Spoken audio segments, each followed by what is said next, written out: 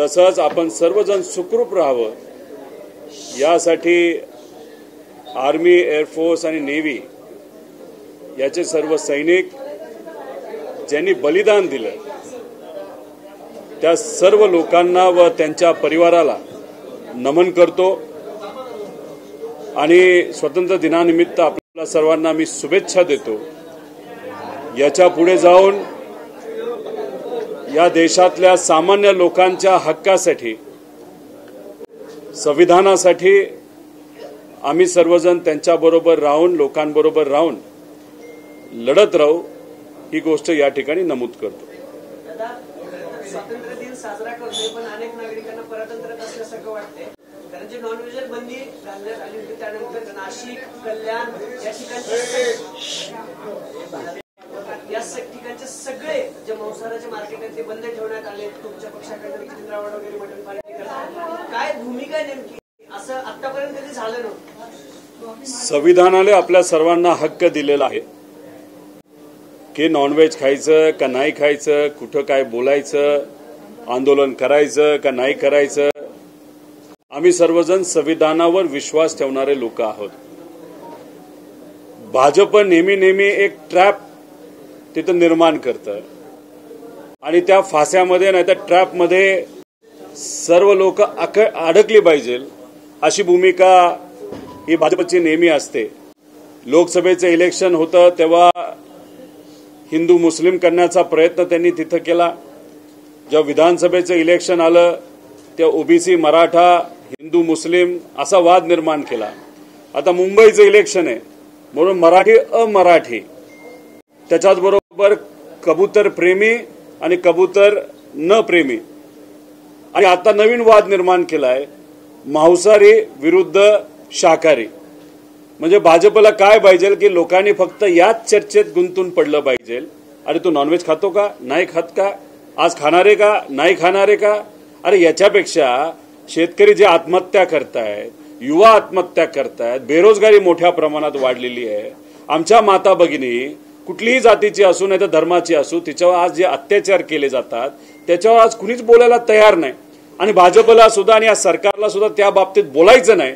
म्हणून कुठेतरी शाकाहारी विरुद्ध मांसाहारी, मराठी विरुद्ध अमराठी, ओबीसी विरुद्ध मराठा आणि हिंदू विरुद्ध मुस्लिम असा वाद निर्माण करतात। त्यामुळे हे पूर्णपणे भाजपची एक ट्रॅप आहे आणि याच्यात कुणीही त्या ठिकाणी गुंतून पडू नये अशी आमच्या सगळ्यांची इच्छा आहे आणि विनंती आहे। अजितदादांनी स्टेटमेंट दिलं, अजितदादांनी मीडियासमोर स्टेटमेंट दिलं, त्यांचं अभिनंदन आम्ही करतो, पण स्टेटमेंट देऊन होत नसतं। तुम्ही पदावर आहात, तुम्ही उपमुख्यमंत्री आहात, फायनान्स मिनिस्टर आहात, तुमच्याकडे अनेक मंत्री आहेत, तुम्ही या सर्व ताकदीच्या माध्यमातून हे जे द्वेष आणि विष जे पेरण्याचा प्रयत्न तुमचे मित्रपक्ष करत आहेत त्याच्या विरोधात तुम्ही उभं राहिलं पाहिजे। आणि चव्हाण साहेबांच्या समाधीला जाऊन तिथं नतमस्तक आपण सर्वजण होतो, त्यांचं नाव आपण वापरलो, पण खऱ्या अर्थाने तुमचा पक्ष त्या विचाराने चालतोय का हे कुठेतरी सांगण्याची वेळ खऱ्या अर्थाने आज आलेली आहे। माझं एवढंच म्हणणं आहे की अजितदादा हे खमके नेतृत्व आहे, विचार सोडून भाजप बरोबर ते आज तिथे गेल्यामुळे आम्ही त्यांच्याबरोबर राहू शकत नाही, पण तुमचं नाव जर एक खमक नेतृत्व म्हणून असेल, प्रशासनावर तुमची पकड आहे, मग आता हे जे काही मुद्दे प्रशासनाच्या माध्यमातून पुढे आणले जातात प्रशासनाला खडसावून तुम्ही सांगितलं पाहिजे। त्याच्याबरोबर त्यांच्या पक्षामध्ये आमदार आणि ते स्वतः तिथं एकत्रित आहे असं आपल्याला दिसतं, पण त्यांचा पक्ष खरंच त्यांच्या हातामध्ये राहिलाय का? काल सूरज चव्हाणची नियुक्ती झाली, त्याला त्या पदावरनं का काढलं होतं, नाही तर त्याच्या खालच्या पदावरनं काढलं होतं आणि आता त्याचं प्रमोशन झालंय। अजितदादांनी एक ट्विट केली होती, लातूरला एका सामाजिक कार्यकर्त्याला, एका शेतकऱ्याला या सूरज चव्हाणनी मारहाण केली। सूरज चव्हाण इररिलेव्हंट आहे, ते महत्वाचं नाही, पण मारहाण झालेल्या व्यक्तीला तुम्ही पदावरनं काढता आणि जो मारतो त्याला हाताला फ्रॅक्चर असतं दिसतं, ज्याला मारलं त्याचं काय झालं हे तुम्ही कधी विचारलं आहात का? आणि फ्रॅक्चर वाढायच्या आधीच त्याचं प्रमोशन तुम्ही तिथं करता। प्रमोशन करत असताना दादा त्या पक्षाचे नेते असताना एका फोटोमध्ये ते दिसत आहेत, पण जेव्हा सूरज चव्हाणचं तिथं सर्टिफिकेट दिलं जातं तेव्हा मात्र अजितदादा तिथं दिसत नाहीत। मग याच्यातून दोन प्रश्न निर्माण होतात की सूरज चव्हाणला तिथं बढती देण्यामध्ये दादांचा रोल होता का नव्हता. आणि जेव्हा सूरज चव्हाणने मारहाण केली एका शेतकऱ्याची आणि सामाजिक कार्यकर्त्याची, तेव्हा अजितदादांनी जे ट्विट केलं होतं त्याचं स्वागत सगळ्यांनी केलं. मग ते ट्विट खोटं होतं का? आणि आता तुम्ही भूमिका बदलत आहात का? आणि तुमच्या पक्षामध्ये तुमच्या पदाधिकाऱ्यांवर तुमचा कंट्रोल राहिला नाही का? नंतर तुम्ही जेव्हा तिथं स्टेटमेंट देता की मी तिथं नव्हतोच पण आधी होता, मग कुठं गायब झालात? त्याच्याच बरोबर जे तुमचे नेते जे तिथं तटकरे साहेब आहेत ते स्टेटमेंट देतात की सर्व प्रमुख नेत्यांना विश्वासात घेऊन सूरज चव्हाणला बढती देण्याचा निर्णय आम्ही तिथं घेतला. मग अजितदादा त्या नेत्यांमध्ये येत नाहीत का? ज्या नेत्याने हा पक्ष वेगळा केला, साहेबांची साथ सोडली, आमदारांना निवडून आणलं, त्याच नेत्याला त्यांच्याच पक्षामध्ये जर वेगळं केलं जात असेल तर याच्यावरून समजून घ्या की भाजपचा व्हायरस हा आधी आमच्या पक्षाला लागला, त्यातून आमचा एक पक्ष तोडला, आता अजितदादांचाच पक्ष आणि एकनाथ शिंदे साहेबांचा पक्ष हा भाजपचा व्हायरस आज तिथं तोडतोय. हे स्पष्टपणे आपल्या सर्वांना त्या ठिकाणी दिसतंय. पालकमंत्री पदाचा तिढा सुटलेला नाहीये, मात्र भरत गोगावलेंनी रायगड जिल्ह्याच्या त्यांच्या मूळ गावी मतदान केले, झेंडावंदन केलंय ध्वजारोहण, आणि तिथे ते म्हणाले की मीच पालकमंत्री होणार महायुतीत पुन्हा, कारण रायगडचा अजून तिढा सुटलेला नाही. अजित तटकरे वर्सेस भरत गोगावले असं तो सगळा भाग. गोगावले साहेबांचे याच्या आधीचे 2.5 वर्ष जेव्हा पक्ष फोडला गेला होता आणि बीजेपी बरोबर महाविकास आघाडी नंतर जेव्हा तिथं सत्ता आणली होती, 2.5 वर्ष कशात गेले? वाट बघण्यात मंत्रिपद मिळते का नाही मिळत. आता त्यानंतर त्यांना मंत्रिपद मिळालं, ठीक आहे, छोटंसं खाते, पण मंत्रिपद मिळाल्यानंतर आता ते वाट बघतात पालकमंत्र्यांची. त्यांना अजून 4 वर्ष वाटच बघावी लागणार आहे पालकमंत्री पदाची. आणि 4 वर्षानंतर त्यांना कळेल, अरेच्या भाजपलीच आपली खेळी केली, भाजपलीच आपला पक्ष फोडला, आपल्याला वाऱ्यावर सोडलं, आता आमदार होतो का नाही असा प्रश्न कदाचित 4 वर्षानंतर त्यांना तिथं निर्माण होऊ शकतो. त्यामुळे हे सर्व जे नेते आहेत ते पदाच्या मागे पळणारे नेते आहेत. मंत्रिपद पाहिजे, मंत्रिपद मिळालं तर पालकमंत्रीपद पाहिजे, पालकमंत्रीपद मिळालं तर मोठ्या जिल्ह्याचंच पाहिजे, याच जिल्ह्याचं पाहिजे जिथं पैसा मोठ्या प्रमाणात आहे. आणि मंत्रिपद देत असताना सुद्धा छोटं दिलं तरी नाराज, जिथं पैसा आहे तेच मंत्रिपद पाहिजे. त्यामुळे हे सर्व नेते जे आज महायुतीमध्ये आहेत त्यांचं फक्त एकच काम आहे की जे ट्रेजरी आहे, जो सरकारचा पैसा आहे, जो सामान्य लोकांचा पैसा आहे, तो ओरबाडत राहायचं, एवढंच त्यांचं तिथं काम आहे. पंतप्रधान नरेंद्र मोदी त्यांच्या भाषणात 3 महत्त्वाच्या घोषणा त्यांनी केल्या. जीएसटी मधलं फेरबदल, दुसरं म्हणजे मिशन सुदर्शन चक्र जे एआयच्या संदर्भात आहे, आणि तिसरं त्यांनी म्हणलं की युवकांसाठी ते योजना आणणार आहे. कसं बघतोय? 1 लाख कोटी. आजचं जे भाषण हे मोदी साहेबांचं होतं ते खूप लांबलेलं भाषण होतं. तो त्यांचा अधिकार आहे, पंतप्रधान म्हणून त्यांचं ऐकलं जातं. पण विषय एवढाच होता, आमच्या सगळ्यांची इच्छा एवढीच होती की ज्या पद्धतीने पूर्वीचे आपले मित्र देश आहे, जसं अमेरिका आहे, आज ज्या पद्धतीने आपल्याला वागवते त्याच्यावर कुठेतरी बोलायला पाहिजे होतं. जेव्हा आपण पाकिस्तानच्या विरोधात लढत होतो तेव्हा पाकिस्तानला विमानं, रणगाडे, बंदुक्या, पिस्तूल, गोळ्या या सगळ्या चायनाला दिल्या. आणि त्याच चायना बरोबर आज पंतप्रधान साहेब चर्चा करतायत. काही महिन्यांपूर्वी त्यांनीच सांगितलं होतं आपल्याला की चायनीज मटेरियल वापरू नका, टिकटॉक बघू नका, टिकटॉक बॅन करू, चायनीज कंपन्या ज्या भारतामध्ये येतात त्यांना बॅन करू. आणि आज पंतप्रधान साहेब जर चायनाला तिथं जात असतील तर उद्या जाऊन आपल्या देशाची सुरक्षिततेबद्दल काय परिस्थिती राहणार आहे याच्यावर कुठेतरी आपल्याला पंतप्रधान साहेबांनी बोलायला पाहिजे होतं. तसंच अमेरिका आपल्याबरोबर असं का वागतीये? आणि जेव्हा आपण पाकिस्तानाच्या विरोधात लढलो होतो 30-40 वर्षापूर्वी, तेव्हा अखंड जो सगळे देश आहेत ते आपल्या पाठीमागे भक्कमपणे उभे राहिले होते. पण यंदा पाकिस्तान बरोबर लढत असताना 1-2 देश सोडले तर बाकी कुठल्याही देशाने प्रगतशील देशाने, युरोपली सुद्धा भारताची बाजू का नाही घेतली हे आज या भाषणामध्ये सांगायला पाहिजे होतं.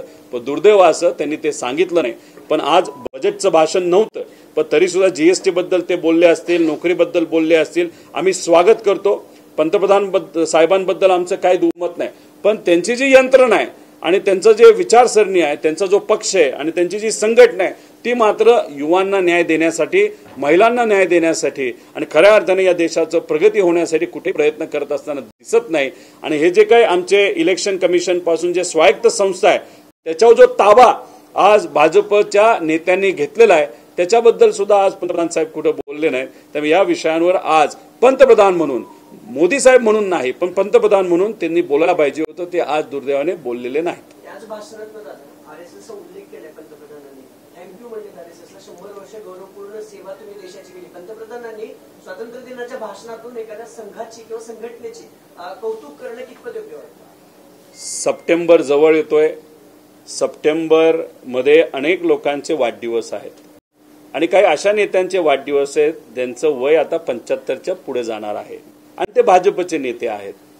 आरएसएसने ठणकावून काही दिवसांपूर्वी सांगितलेलं आहे की आम्ही जे बोलतो ते ऐकलं पाहिजे. म्हणजे कुणी ऐकलं पाहिजे तर भाजपच्या नेत्यांनी ऐकलं पाहिजे. आजपर्यंत आम्ही आरएसएसच्या विरोधात असलो तरी एक गोष्ट आरएसएसची बघितली की आरएसएस जे काय सांगतं ते भाजपचे नेते ऐकतात आणि डिसिप्लिन आरएसएस मध्ये खूप जबरदस्त आहे.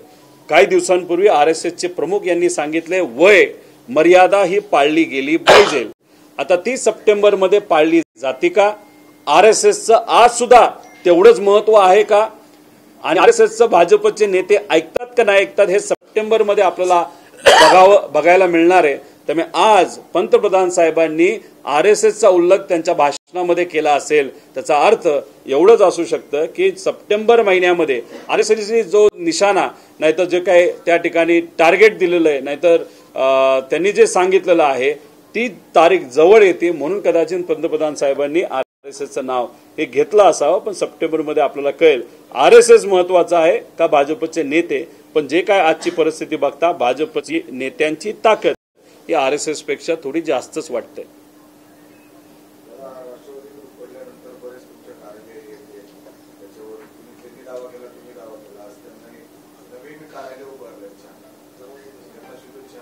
त्यांना काय कमी आहे? त्यांच्याकडे पैसा आहे, त्यांच्याकडे ताकद आहे, त्यांच्याकडे सत्ता आहे, त्यांच्याकडे मोठे मोठे कार्यकर्ते आहेत, मोठे मोठे पदाधिकारी आहेत, मोठे मोठे कॉन्ट्रॅक्टर आहेत.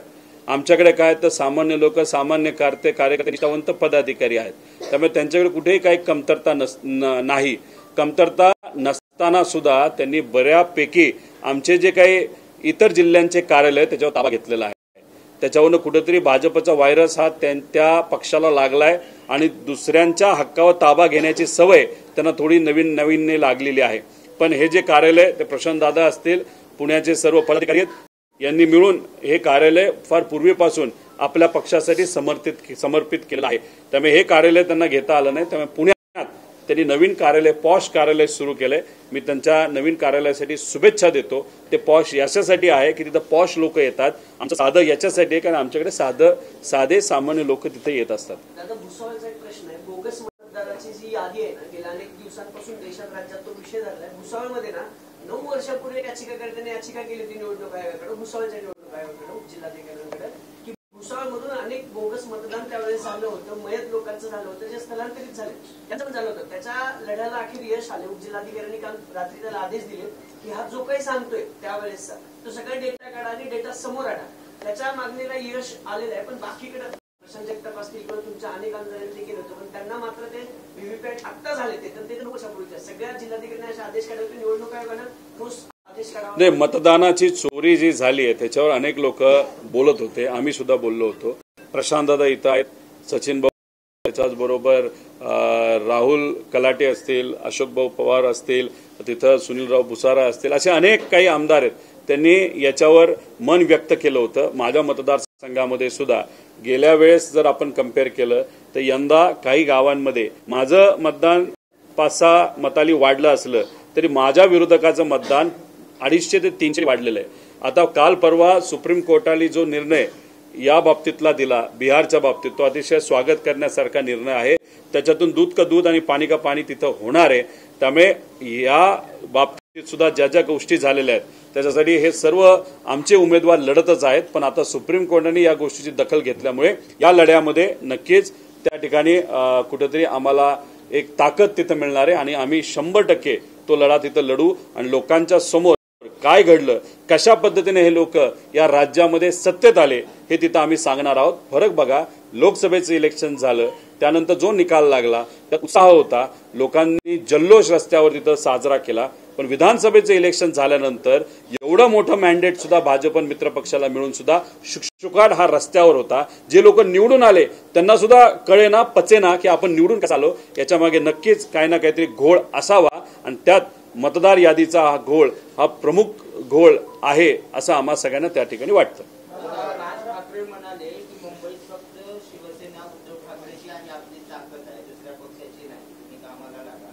मग मुंबई महापालिकेत तुमची महाविकास आघाडी राहणार आहे का ते दोघांनाच लढायचे, काय ठरलंय? अजून ठरू द्या त्या दोघांचं, त्या दोन पक्षाचं. त्यानंतर आम्ही आमचं काय ठरलंय आज आम्ही भूमिका तशी घेणारच नाही. आज काँग्रेसला आम्ही विश्वासात घेऊ, शिवसेना उद्धव ठाकरे साहेबांना विश्वासात घेऊ, इतरही सर्व जे मित्र पक्ष आहेत त्यांना विश्वासात घेऊ. विश्वासात घेतल्यानंतर आम्ही तिथं भूमिका घेऊ, कारण का आम्ही महाविकास आघाडीचे घटक पक्ष आहोत. राज ठाकरे साहेब हे आता वेगळे आहेत, त्यामुळे आज ते एकट्याची भूमिका घेऊ शकतात. आम्हाला जेव्हा भूमिका घ्यायची असते तेव्हा आम्हाला सगळ्यांना विश्वासात घ्यावी लागते, म्हणून आम्ही त्या बाबतीत काहीच बोलू शकत नाही. आमची जेव्हा बैठक होईल, आमच्या नेत्यांची बैठक होईल, त्यानंतर या बाबतीत आम्ही योग्य अशी भूमिका घेऊ.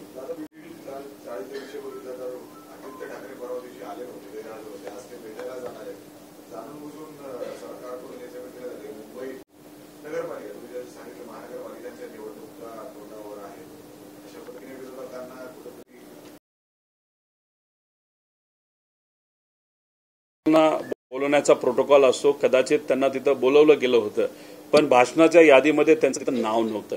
आदित्य भाऊंचं म्हणणं असं होतं की काय खरी भूमिका आहे हे सांगण्याची संधी व्यासपीठाच्या माध्यमातून तुम्ही दिली गेली पाहिजे.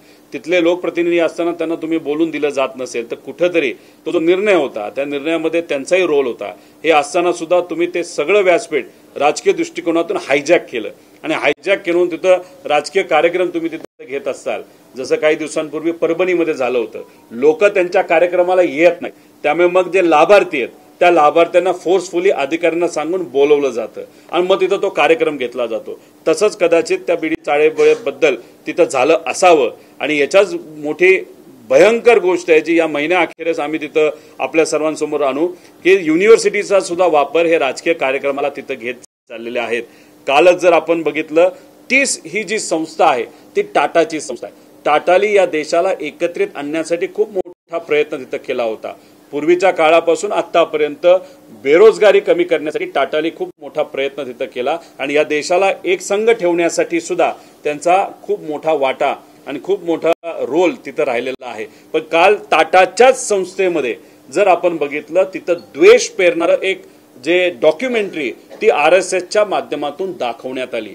मग आता मला टाटाला विचारायचंय की ही तुम्ही परवानगी दिली कशी? दुर्दैव असं टीसचे जे डीन आहेत ते सुद्धा कदाचित तिथं उपस्थित होते. काही दिवसांपूर्वी पुणे युनिव्हर्सिटीमध्ये असंच काहीतरी करण्याचा, व्हॉइस ऑफ डेमोक्रेसी सोडून व्हॉइस ऑफ देवेंद्रचा कार्यक्रम घेण्याचा मानस या भाजपच्या लोकांचा नाही तर भाजपच्या माध्यमातून या युनिव्हर्सिटीला मध्ये ठेवून त्यांनी तिथं केला. आता तिथं मग आम्ही आवाज उठवला, या लोकांनी आवाज उठवला, काँग्रेस आणि मित्र पक्षाने आवाज उठवल्यानंतर त्यांना तो GR मागे घ्यायला लागला, निर्णय मागे घ्यायला लागला. पण दुर्दैवाचं 30 मध्ये अतिशय चुकीची घटना काल घडलेली आहे. त्यामुळे टाटाला आम्ही प्रश्न करतो की टाटा टीस जी संस्था आहे आणि आज जर रतन टाटा असते तर ती परवानगी दिली असती का, असा प्रश्न थेटपणे आम्ही टीसला या ठिकाणी विचारतो.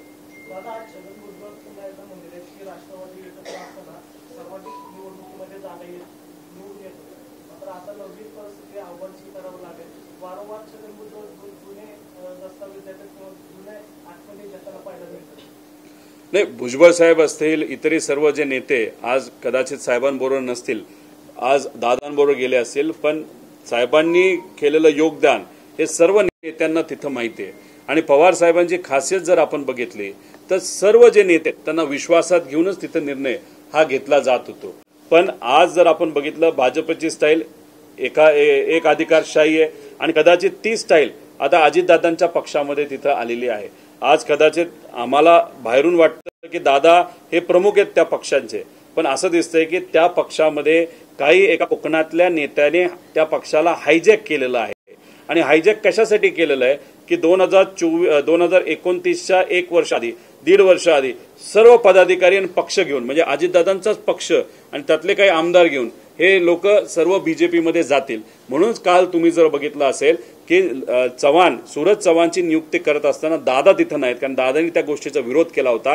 पण दादांना डावलून सर्व प्रमुख नेते मुद्द्यांची आम्ही चर्चा केली आहे आणि ती चर्चा करून आम्ही सूरज चव्हाणला बढती देत आहोत. ज्या शेतकऱ्याला तुम्ही मारलं, ज्या सामाजिक कार्यकर्त्याला तुम्ही मारलं आणि हाणामारी तुम्ही तिथं करत असाल, अशा प्रवृत्तीला तुम्ही प्रेरणा तिथं देत असाल तर दादांच्या पक्षामध्येच 2 गट तिथं निर्माण झालेले आणि कदाचित हीच गोष्ट भुजबळ साहेबांना ही पटत नसावी म्हणून जुने दाखले, जुन्या गोष्टी ते आज बोलत असाव्यात असं आपल्याला म्हणावं लागेल. आणि सगळ्यांची इच्छा होती, त्यांच्या पक्षाची इच्छा होती भुजबळ साहेबांना हे नाशिकचे पालकमंत्रीपद तिथं मिळावं, नाही तर दादांच्या पक्षातल्या एखाद्या नेत्याला तिथं पालकमंत्रीपद मिळावं. पण त्या पक्षाचं बीजेपी समोर काही चालत असताना दिसत नाही असं आपल्याला जाणवतंय. म्हणून ती नाराजगी सुद्धा भुजबळ साहेबांच्या मनामध्ये असावी.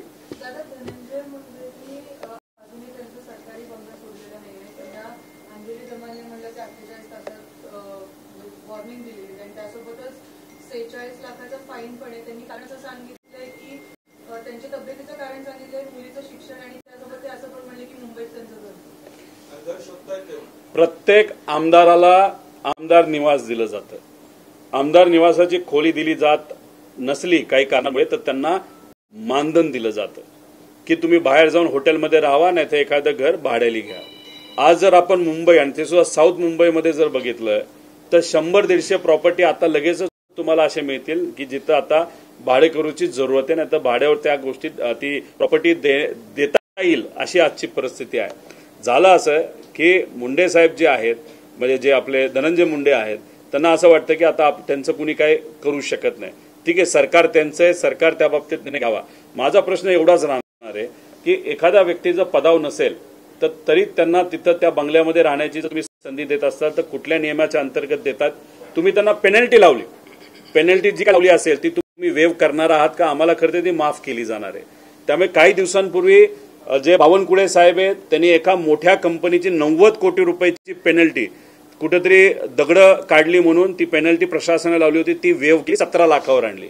मग असं कुठेतरी द्यायचंय, नेत्यांवर टाकलेली पेनल्टी आणि मोठ्या श्रीमंत अब्जपटींवर टाकलेली पेनल्टी हे सरकार माफ करतंय.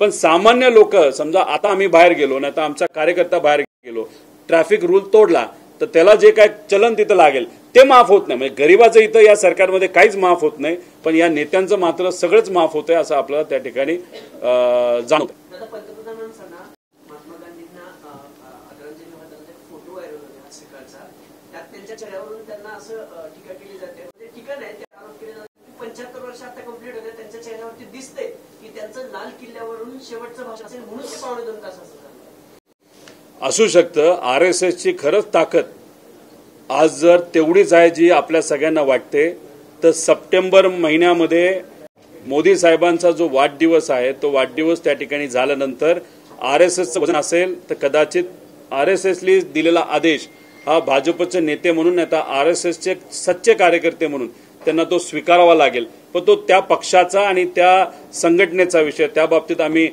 कुणी त्या ठिकाणी काही बोलू शकत नाही. फक्त एवढंच आहे, RSSचं आज चालतं का नाही चालतं हे बघायचं असेल तर सप्टेंबर पर्यंत आपल्या सर्वांना थांबावं लागेल.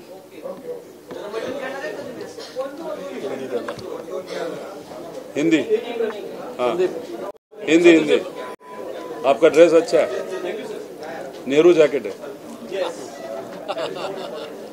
हिंदी कौन विचारता है?